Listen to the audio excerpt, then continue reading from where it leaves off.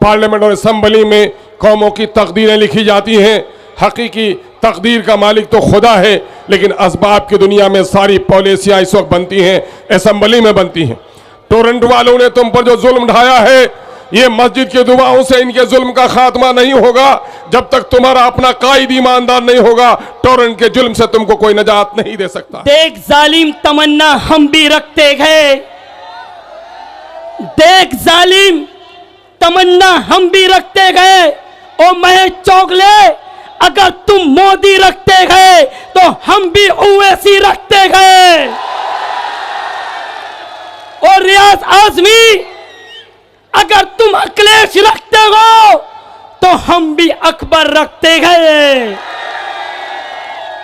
अब मैं बिला ताखिर बड़े अदब व एहतराम के साथ मजलिस इत्तेहादुल मुस्लिमीन के बिहार के सदर, मजलिस इत्तेहादुल मुस्लिमीन के एमएलए अख्तरुल ईमान साहब को दावत देता हूं कि आप तशरीफ़ लाएं और भिवंडी शहर में अपनी बातों के ज़रिए इनकिलाब पैदा करें। आइए हम अपने मेहमान का इस्तकबाल किस तरीके से करेंगे। नारे तकबीर, तेरा मेरा रिश्ता क्या, हम सबका रिश्ता क्या। माइक पे अख्तरुल ईमान साहब।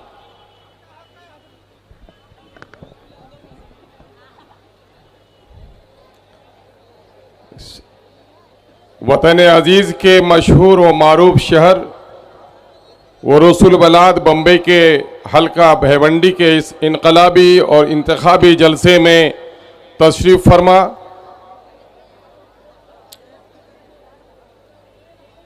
हैदराबाद से पार्टी के ज़िम्मेदार साथी जनाब भाई अतहर फारूकी साहब जो सदारत कर रहे हैं, आपके हमारे हिंदुस्तान के मजलूमों, मखूरों, मायूसों और महरूमों की एक तवाना आवाज़ जनाब भाई वारिस पठान साहब, उम्मीदवार हल्का भिवंडी, राजस्थान से आए हुए पार्टी के सदर जनाब भाई जमील साहब, रियासत बिहार के सीमांचल से तशरीफ़ फरमा हजरत मौलाना व मुफ्ती अतहर जावेद कासमी साहब, दिगर ज़िम्मेदारान मजलिस, मेरे बुज़ुर्गों और नौजवानों, अजीज़ों, मीडिया के सच्चे साथियों और मेरे मुस्लिम और गैर मुस्लिम भाइयों,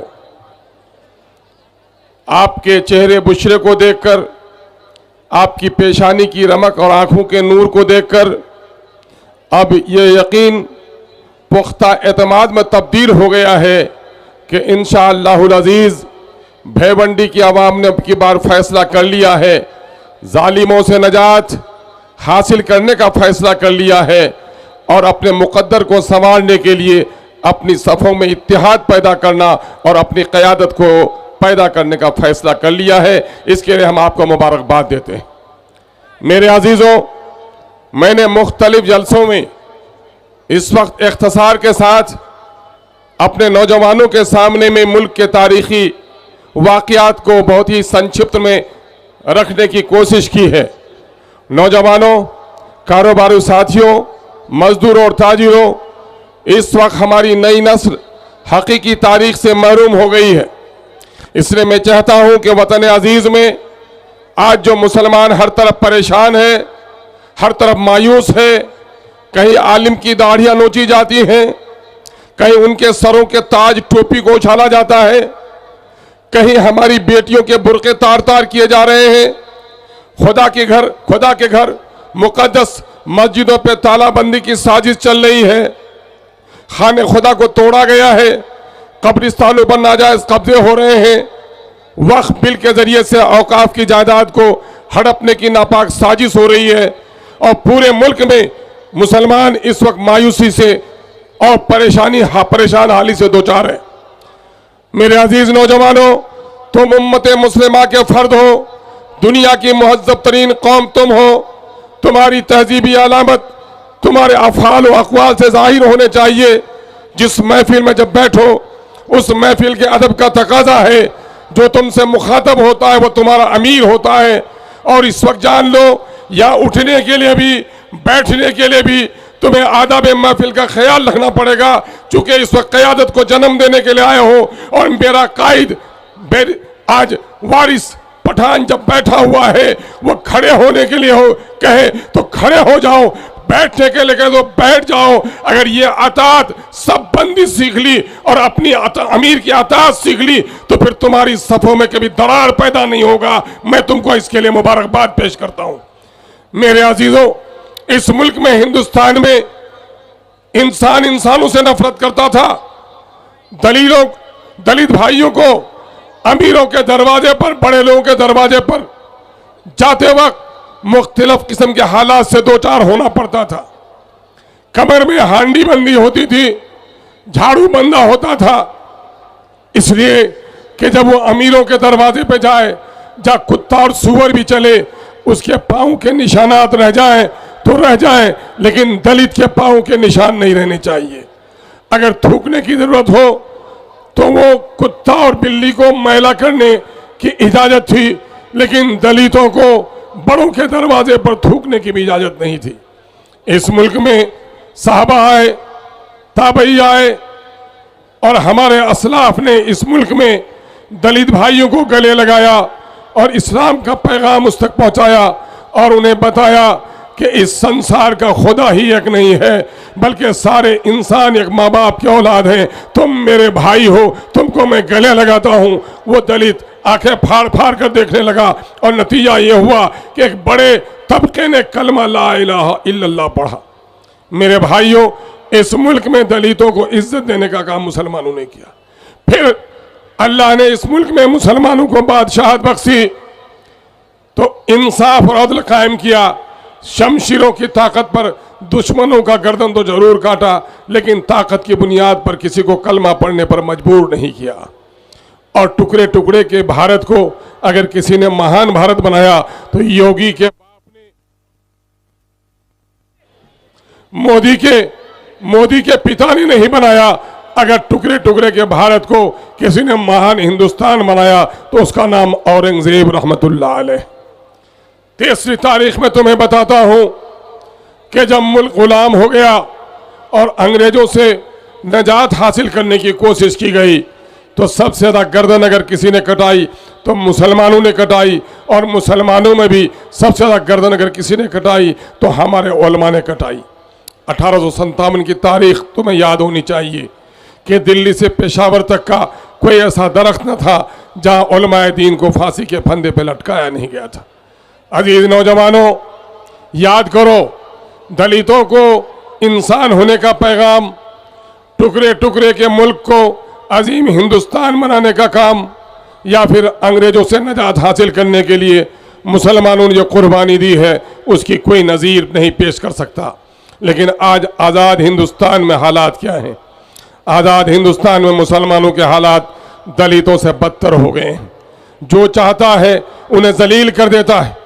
आज तालीम में हम पीछे हैं, आज तिजारत में हमको परेशान किया जा रहा है, मुल्क की अदालतों में हमारे साथ नाइंसाफियों का सिलसिला दराज है। बीच बीच में कभी इंसाफ मिल जाती है, लेकिन अक्सर हमको जलील ख्वार किया जाता है। मेरे अजीज़ों, कभी गौर किया आपने, अंग्रेजों ने सन 1857 में हमारी मस्जिदें तोड़ी, हमारे मदरसे तोड़े, हमारे मोहल्लात को उसने खाकस्तर किया, और यही काम मुल्क के बंटवारे के वक्त भी हुआ। बेशुमार मस्जिदें तोड़ी गईं, नौजवानों के सीने पे गोलियां दागी गईं, माओ बहनों की इज्जत लूटी गई। लेकिन आज मैं इस मामले में इत्मीनान रखता हूं कि आज अपना हो या गैर, जब मेरी बस्ती और मोहल्ले से गुजरता है तो मेरे फल्क को छूने वाले मस्जिद के मीनारों को देखकर उनका दिल तरस जाता है। मुसलमान अकीदत से शुक्र अदा करता है कि आज हमने आलीशान मस्जिद बना ली, आज हमने मदरसे बना लिए, आज हमारे दरमियान में उलमा की एक बड़ी तादाद है। लेकिन दूसरी तरफ देखो कि इन मदरसों के बावजूद भी, उलमा की तादाद के बावजूद भी, मस्जिदों के मीनारों के बुलंदी के बावजूद भी मुसलमानों की हालत इस मुल्क में अच्छी नहीं है। गौर करो मुसलमानों, ऐसे हालात क्यों आ गए हैं? इन हालात को जब तक समझ नहीं लोगे सही फैसला नहीं कर पाओगे। इसकी असल वजह और वाहिद वजह यह है कि मुसलमानों ने इस मुल्क के पार्लियामेंट और असेंबली में अपनी हिस्सेदारी छोड़ दी। मैं तुम्हें क़यादत की बात हम में से हर कोई करता है, लेकिन मेरे नौजवानों तुम्हारी समझ में बात नहीं आती ये क़यादत क्या बला है। मैं तुम्हें एक मिसाल से समझाता हूं। गांव का अब्दुल पहलवान 100 किलो वजन है उसका, खड़ा होता है तो सामने का आदमी डर जाता है। लेकिन एक वक्त आता है कि अब्दुल पहलवान हादसे से दो चार हो जाता है, उसकी दोनों टांगें कट जाती हैं, 30 किलो वजन की टांगें कट जाती हैं। अब्दुल पहलवान लंगड़ा हो गया है, लेकिन अब्दुल है। हादसे में उनके दोनों बाजू कट गए, जिनका वजन 15 किलो था, लेकिन अब्दुल है। अब्दुल के पांव कट गए और बाजू कट गए, लेकिन अब्दुल है। ये बताओ जरा मुझे, क्या अब्दुल की गर्दन कट गई अब्दुल है कि अब्दुल की लाश है? बोलो, लाश है। सुनो, जिस तरह जिस्म में सर नहीं हो तो वो जिस्म लाश है। जिस कौम का कोई सरदार और अमीर नहीं हो वो भी लाश की तरह है। असल यही बात मैं तुम्हें कहने आया हूं कि आज अपने सफ़ों में इमाम पैदा करो। याद करो, बैरिस्टर असदुद्दीन अवैसी से पहले आतंकवाद के नाम पर मुसलमानों को गिरफ्तार किया गया। हर जगह नौजवान सहमा हुआ था, डरा हुआ था, खौफ के माहौल में था।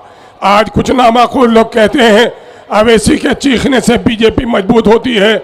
ए नादानो, सुनो कि अवैसी के आने के बाद ही हमारा नौजवान जो डरा और सहमा हुआ था उसके अंदर में बोलने की हिम्मत आई है, तो अवैसी के बाद ही आई है। अवैसी ने ऐसा से कम तरीके समंदर से तुम नौजवानों को और हमको निकालने का काम किया है। इसलिए आज देख लो, फिर लो। ए नौजवानों, तुम किधर को जा रहे हो? तुम्हें अपनी क़यादत की फिक्र होनी चाहिए कि आज केरल में मुसलमान 24% है और आसाम में 35% मुसलमान है। मुसलमानों का लीडर आसाम में नहीं है, आसाम जलीलो खार है। केरल में मुसलमानों की पार्टी है, मुसलमान खुशहाल है।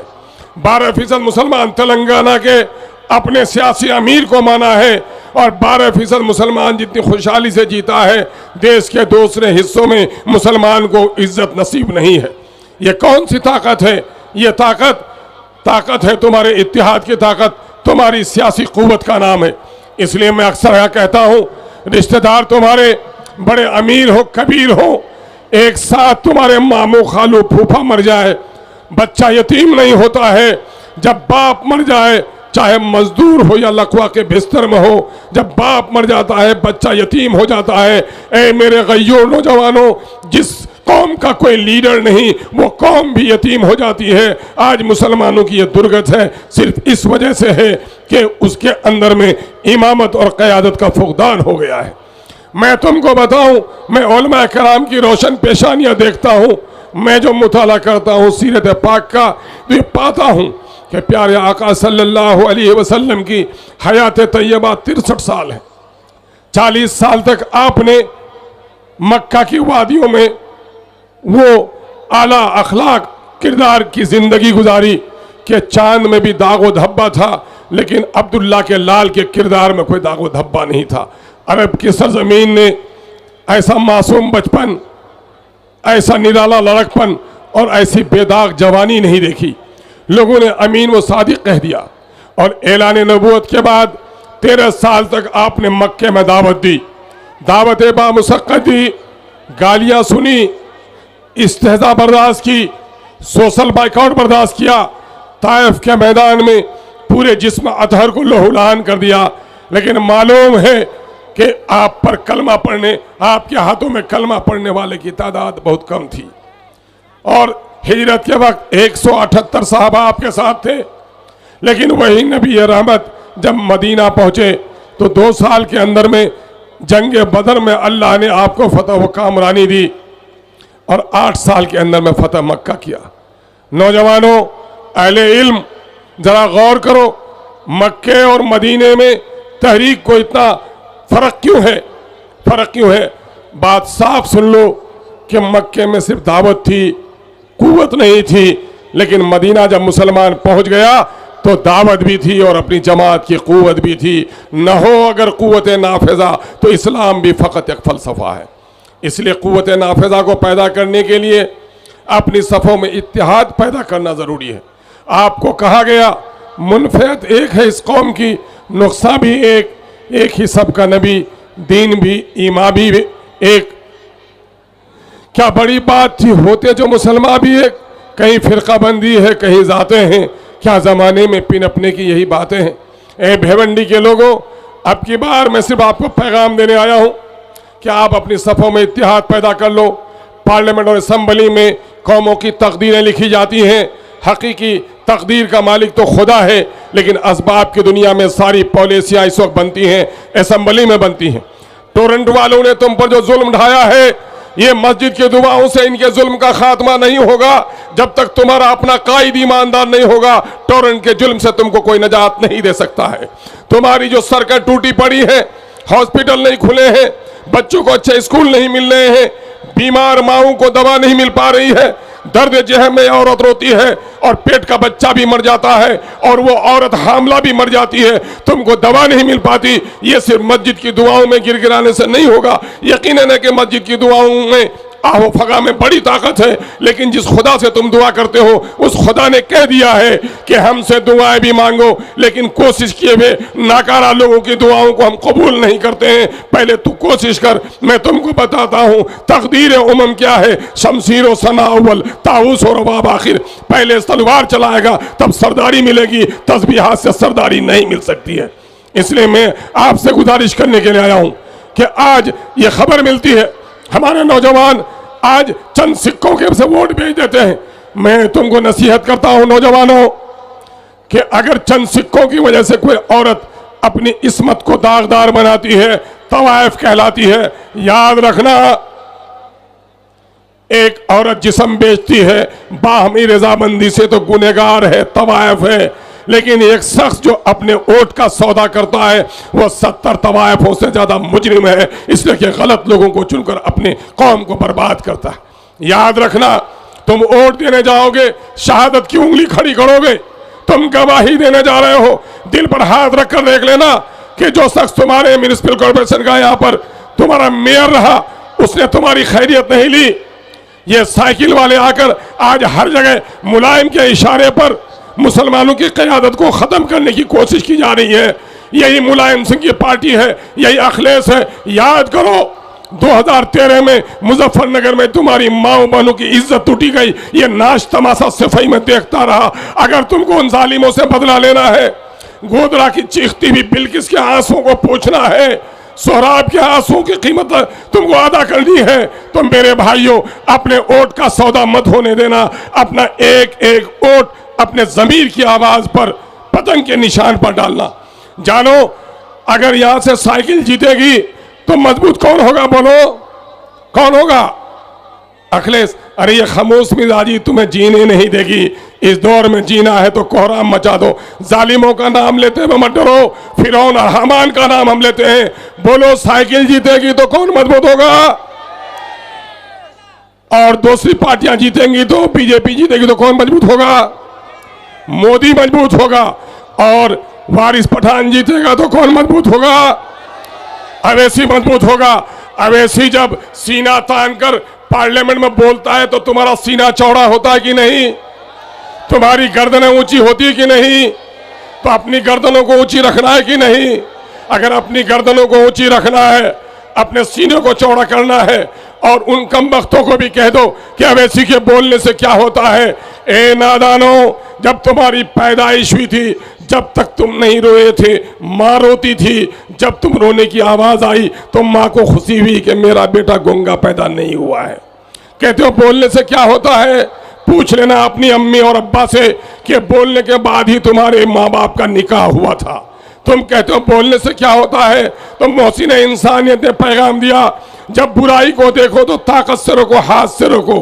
हदीस का मफहूम है, अगर ये कुव्वत तुम में नहीं हो तो अपनी जबान से टोको, अगर ये भी कुव्वत नहीं हो तो दिल से बुरा समझो। ये ईमान का ज़ईफ तरीन हिस्सा है। ए मसलहत पसंदो, तुमने मसलहत की आड़ लेकर हक की आवाज उठाने वाले की जबान रोकना चाहते हो। यह मुनाफिकत अपने दिल से निकाल दो। एक आखिरी बात कह के जाऊंगा कि आज हैदराबाद को जो भी फजीलत हासिल है, मक्का मस्जिद अगर है हैदराबाद में तो जामा मस्जिद दिल्ली में भी है। चार मीनार अगर हैदराबाद में है तो कुतुब मीनार के मीनारे की बुलंदी दिल्ली में उससे भी ज्यादा है। दिल्ली के लोगों को वो अजमत हासिल नहीं है जो हैदराबाद के लोगों को है। क्यों? ये कुतुब मीनार की वजह से नहीं, ये चार मीनार की वजह से नहीं, ये मक्का मस्जिद की वजह से नहीं। यकीनन ये हमारी शान और शौकत है और खाने खुदा अल्लाह का घर है, वो तकद्दुस का हमारा घर है। लेकिन असल जो फजीलत मिली है वहाँ के मुसलमानों को वो अपनी क़यादत की वजह से मिली है। आखिरी वाक़या सुना कर जाता हूँ। सन 1948 में इसी कांग्रेस पार्टी ने ऑपरेशन पोलो किया था और हैदराबाद में 1 लाख से ज्यादा लोगों को शहीद किया था। घर घराना ऐसा था कि खानदान में अपनी मैयत को कंधा देने के लिए भी कोई नहीं बचा था। ऐसे वक्त में मुसलमानों में एक खौफ तारी थी। चंद साल गुजरे थे, अभी जैसा कि शौकत भाई बता रहे थे, मौलाना अबुल कलाम आजाद अली रहमान ने कहा था अब कोई सियासी अलग जमात मत बनाओ। केरल के लोगों ने कहा नहीं मौलाना, ये हुक्म रब्बानी नहीं है, आपका हकीमाना वक्ती फैसला था। चंद साल गुजर गए, हम अपनी पार्टी बनाएंगे। और चंद साल गुजरने के बाद सन 1955-56 के करीब अवैसी साहब के दादा बैरिस्टर असदुद्दीन और अकबरुद्दीन अवैसी के दादा, अल्लाह गरीक़ रहमत करे उस बुजुर्ग को, जिसको हम अब्दुल वाहिद ओवैसी के नाम से जानते हैं, उसने साइकिल रिक्शा पर बैठकर MIM का झंडा लिया, लोगों को दावत दी, आओ अपनी मरकजी सियासत पर मुत्तहिद हो जाओ। मसलहत पसंदों ने, बुज़दिलों ने, गुलामाना ज़हनत रखने वालों ने कहा ए ओवैसी इतनी गर्दनें कट गई हैं, अभी तेरे को इत्मीनान नहीं हुआ। अवैसी के दादा ने कहा, अब्दुल वाहिद ओवैसी ने कहा, ए बुज़दिलों, ए गुलामों, बिल्ली पालतू हो जाती है, चंद महीनों तक रखो तो जंगल का बहुत सारा जानवर पालतू हो जाता है, लेकिन हजारों बरस पिंजरे में शेर को रखोगे तो कभी वो पालतू नहीं हो सकता है। उसको आज़ादी चाहिए। तुम डर गए हो इन हालात से, तुम गर्दन झुका के जीना चाहते हो। यकीन जानो अगर तुमने गर्दन झुकाकर जीने की आदत बना ली और बुज़दिली को अपने सीने में जगह दी तो याद रखो तुम्हारे नस्लों में गुलाम जन्म लेगा। और अगर तुमने गर्दन उठाकर अपनी सियासी क़यादत खड़ी की, एक मरतबे काटे गए हैं, 1000 मरतबे हम काटे जाएंगे, लेकिन याद रखो जिनकी गर्दनें कटती हैं उनके नस्लों से सरदार जन्म लेता है। और आज वही हुआ। आज बैरिस्टर असदुद्दीन अवैसी और अकबरुद्दीन अवैसी के रगों में वही लहू दौड़ रहा है। एक आखिरी बात कह के जाऊंगा मुसलमानों, हजरत इमाम हुसैन और यजीद के दरमियान में जो लड़ाई चल रही थी वो माल और दौलत की लड़ाई नहीं थी, वो खानदानी असबियत की लड़ाई नहीं थी। कलमा गो ये भी था, कलमा गो वो भी, नमाज इनके यहाँ भी, नमाज उनके यहाँ भी, रोज़ा इनके यहाँ भी, रोज़ा उनके यहाँ भी। लेकिन असल लड़ाई वसूलों की थी। वसूलों की लड़ाई ये थी कि इमाम हुसैन ने कहा कि नाना की शरीयत इस्लामिया का तरीक़ा ये है, पहले एतमाद हासिल करो तब खलीफा बनो। खलीफा बगैर एतमाद हासिल करने के नहीं बना जा सकता है। मस्जिदों के झगड़े पे नहीं, क़यादत के झगड़े पर नबी के नवासे हजरत इमाम आली मकाम हजरत इमाम हुसैन रज़ी अल्लाह तआला अन्हु ने अपनी गर्दन कटा दी, लेकिन बातिल के हाथ पर हाथ नहीं रखा। मैं आपको दावत देकर जाना चाहता हूँ, खुदा के वास्ते अपनी नस्लों की बेहतरी के लिए बहुत कुछ हमने लुटा दिया है, अब कुछ भी बाकी नहीं रहा है।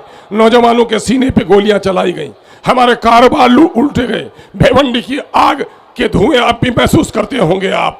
मालीगांव का वाक़या आपको याद होगा, बेशुमार फिरकाओं ने फसादात, नौकरियों से महरूम किया गया, इबादत खाने तोड़े गए, शरीयत पर हमला हो रहा है। ए मुसलमानों, खुदा के वास्ते उठो और अपनी सफ़ों में क़यादत को खड़ी करो। अगर आपने आज भी अपनी क़यादत खड़ी नहीं की तो याद रखना खुदाए कादिर मतलक ने तुम्हें खबर दे दी है, इन्नल्लाह ला युग़य्यिरु मा बिक़ौमिन हत्ता युग़य्यिरु मा बिअन्फुसिहिम। खुदा उस कौम की हालत नहीं बदलता जो कौम अपनी हालत को बदलने के लिए तैयार नहीं हो। आइए हालत को बदलने के लिए मुत्तहिद और मुनज़्ज़म हो जाएं और अब की बार इत्तेहाद का सबूत देकर जनाब भाई वारिस पठान को एक एक वोट देकर भेवंडी की नाइंसाफियों के लिए इंसाफ और अपनी नस्लों के वाजिब हुकूक के लिए बरसरे पैकार हो जाए। इनकलाब जिंदाबाद। बहुत बहुत शुक्रिया। सलाम आदाब।